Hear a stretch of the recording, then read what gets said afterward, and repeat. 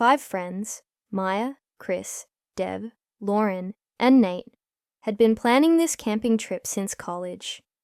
Deep in the vast, unspoiled forests of the Pacific Northwest, Black Pine was the perfect escape. No Wi-Fi, no traffic, just endless green, mountain air, and silence. Within 15 minutes of arriving at their campsite, Dev and Chris had already wandered off the main trail, eager to find the perfect place to pitch their tents near the lake they'd seen on the map. Maya and Lauren stayed behind to unload the gear, while Nate fiddled with the drone he'd brought to document the trip. It's quiet. Maybe a little too quiet for a place full of bugs and squirrels and, birds. You feel it too? Yeah, like we're being... Then laughter. Chris and Dev emerged from the underbrush, Chris holding a large branch like a sword. Found a perfect spot. You guys gotta see it. By nightfall, the fire was crackling, casting flickering shadows across the trees as the campsite glowed with warmth. They passed around old photos from when they were growing up and swapped stories beneath the stars. Dev was recounting how he and Chris were robbed of second place in an MIT competition years ago, complete with dramatic reenactments and exaggerated outrage, when Nate quietly took out his backpack.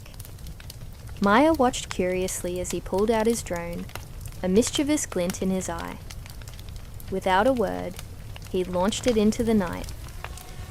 The soft whir of the rotors rose above the campfire chatter, and soon the red and green navigation lights blinked through the treetops, dancing over the canopy as the drone disappeared into the dark.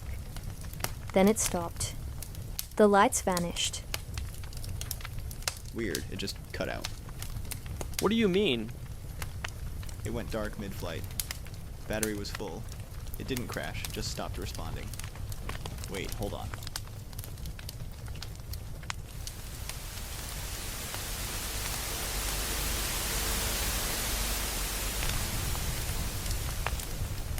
The next morning.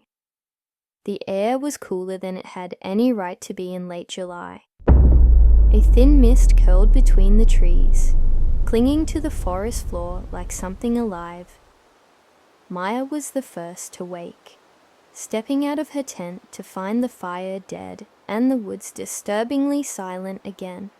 She stretched, then froze. Nate's drone lays at the edge of the fire pit, in pieces. No one had brought it back last night. Maya stared at the drone. The last one inside the lake owes me $40. She turned toward his voice and saw Chris sprinting through the brush, shirt tied around his waist, grinning like a kid. Lauren emerged from her tent, still stretching. They grabbed towels, snacks, and a half-deflated floaty from the truck and followed the winding game trail Nate had discovered the day before. Tucked deep in the forest, it opened up suddenly at the end of the trail.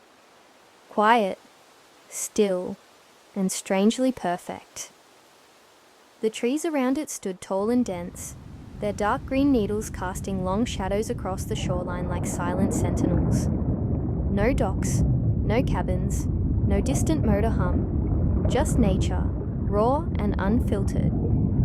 The water glinted like glass in the afternoon sun, catching slivers of light and throwing them back in shifting patterns.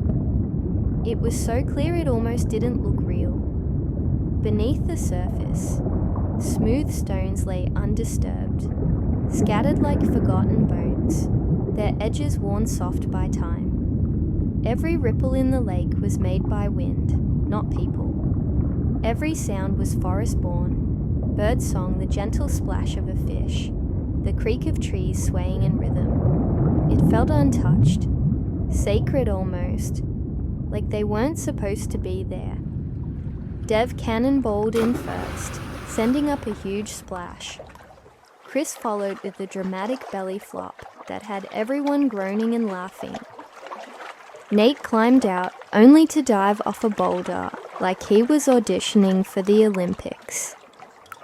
Maya and Lauren opted to float, paddling out on the inflatable ring and letting the sun warm their faces.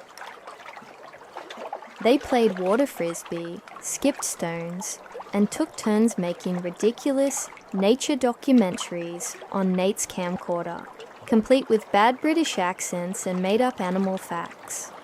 For a few hours, it was perfect. No phones buzzing, no stress, just sunlight, cold lake water, and the kind of laughter that only comes from old friends with shared history. Hey Nate, whatever happened to your drone? We kind of just blew it off last night. Yeah, that was weird. It just cut out.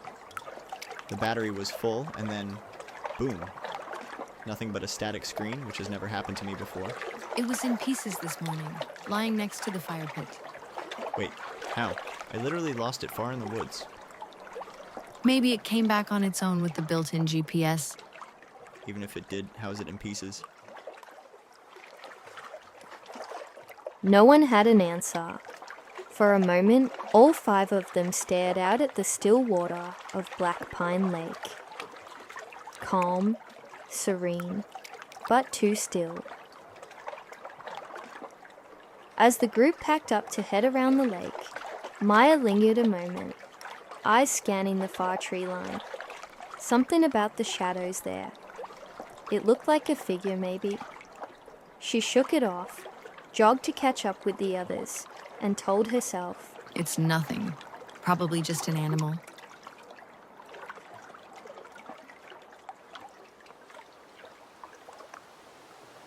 She let it go. The forest watched in silence. For now. After their time at the lake, the 5 friends returned to camp, their laughter still lingering in the air like echoes in the trees. As twilight settled over the forest, they quietly drifted into their own routines, gathering firewood, rummaging through backpacks, stretching out sore limbs, or simply watching the last of the light bleed from the sky. By the time the sun had vanished behind the trees, silence had taken its place, deep, still, and absolute. The fire was lit again, its warm glow pushing back the encroaching darkness. They circled around it, drinks in hand, the air filled with smoke, pine, and the soft murmur of old stories. Then Chris reappeared from the edge of the clearing, something clutched in his palm. I thought we were going to have to call in a search team for you. The hell were you, dude? Wait, this actually looks like petroglyphs I read about. Some tribes in the region carved spirals to mark sacred or protected land, or burial sites. Cool. They passed the stone around, joking about cursed relics and making up wild legends, until the mood slowly lightened again. Chris tucked the stone into his backpack, saying he'd keep it for good luck. No one noticed the way the fire flickered low, just for a moment, as if something unseen had stepped closer. The fire had burned down to glowing embers. One by one, the group retreated to the tent, lulled by a long day.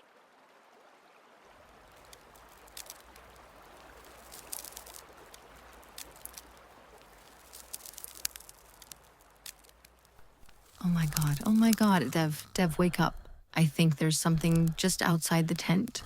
When Dev realizes the situation, Nate also wakes up, and then Lauren. Chris unbothered, still asleep. Nate, eager to know what is circling outside their tent, he mounts a GoPro onto a selfie stick and carefully crawls towards the zipper with it. Maya is hyperventilating. She sees what Nate is about to do and tries to stop him. What are you doing, Nate? Dev signals with his arms telling Nate to stop immediately, but Nate selfishly continues towards the zipper. You're gonna jeopardize our safety. Oh no. When Nate begins unzipping the tent, the sounds of crunching and circling halts to a complete eerie stop.